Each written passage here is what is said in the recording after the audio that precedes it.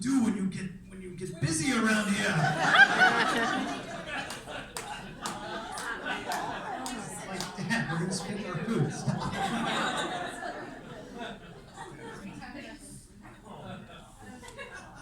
Then there was when I was about to go to college and trying to choose where I wanted to go, and he did not want me to go to get a liberal arts education because he was worried he was going to turn me into a liberal.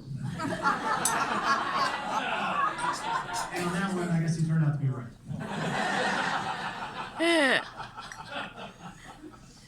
And as also someone who likes to get the last word in. Really? There was one time we were sitting out by the pool, and there were a bunch of drunk guys on a boat doing donuts. I don't know if you remember this or not. Doing donuts around our dock. And the boat was rocking and everything, and they were laughing and joking. I don't know if you've seen my dad run. It's a little awkward, but he was quite fast. He went down there and started cussing and swearing at these guys. And they finally, they went away and drove off, and most people would just let that go. He looks at me and he goes, "Get the keys."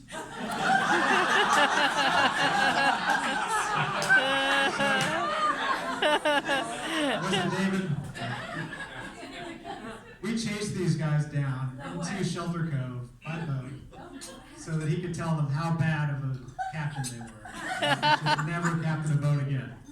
And I think that guy actually took it to heart. And they apologize.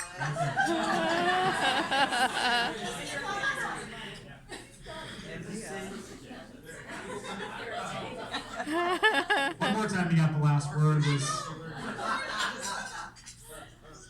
We took a trip when in 6th grade. We went to California, and we were in San Diego. And Dad decided it would be a good idea to take a boat trip to Ensenada, Mexico. It's a day trip. So we go, we're walking around this town that we probably had no business being in at the time. And then we get back, we took the boat back, we're going back through customs, and Dad didn't have his green card. He was a German, back then he was a German citizen, so he needed a green card to get back in the country. And they took his passport, they took his driver's license, they said the next day, and he's like, "Look, I've got my kids here, I've got my wife here, I've got their godmother with us," and they just refused to help him out. So they said the next day, come down to this office and we'll help you out. Well, the next day he shows up and the same woman's there, and they went back and forth. Finally she decided, "Fine, here's your stuff back." And as he's walking out the door, he turns around and said, "Because of people like you, I'll never become an American citizen."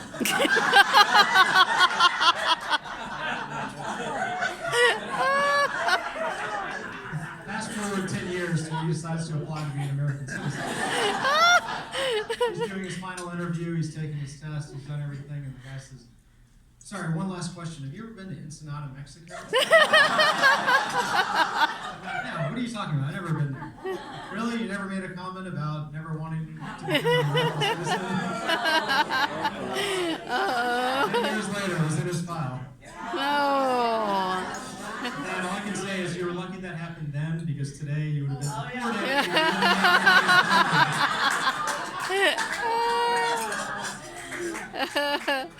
Oh, story. All right, last story is more making fun of me about the time Dad caught us drinking for the first time in high school. Oh. So my friends and I, my mom was out of town, we got a case of beer, went back to our house, Yeah, but I didn't. played some drinking I don't games, think my did the whole case, friends bought it when we. packed everything up, like the tables down, crushed the cans, put them back in the boxes, had my brother there to drive us. He wasn't drinking, being responsible. I was the yearbook photographer at the time, and we had a football game that night at the high school. So we go there, my friends are up in the crowd, I'm down in the field, having a good time, taking pictures.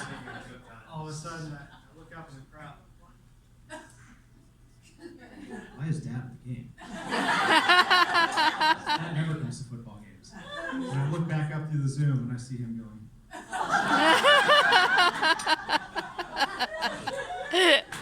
Meanwhile, he'd seen my friend Peter walking towards him, and Peter does one of these. He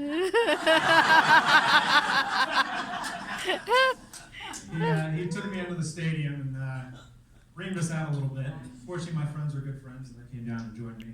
I said, "How did you catch us?" He said, "Well, your brother said he was staying at the house by himself," and I thought that was weird. So I went back to the house to check on him, and you bozos left all your beer cans all packed up on the counter. We thought we were so sneaky. But the point of this story is how he reacted to it. Most parents' family would ground you for 3 months. You're not getting anything. We got no grounding, nothing.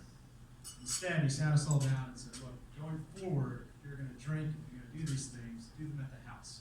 Do them where I can keep an eye on you. Give me your keys. Be safe."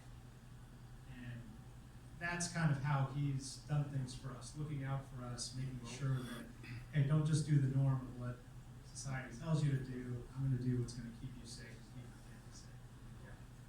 So, thank you for always doing that, Dad. Aw.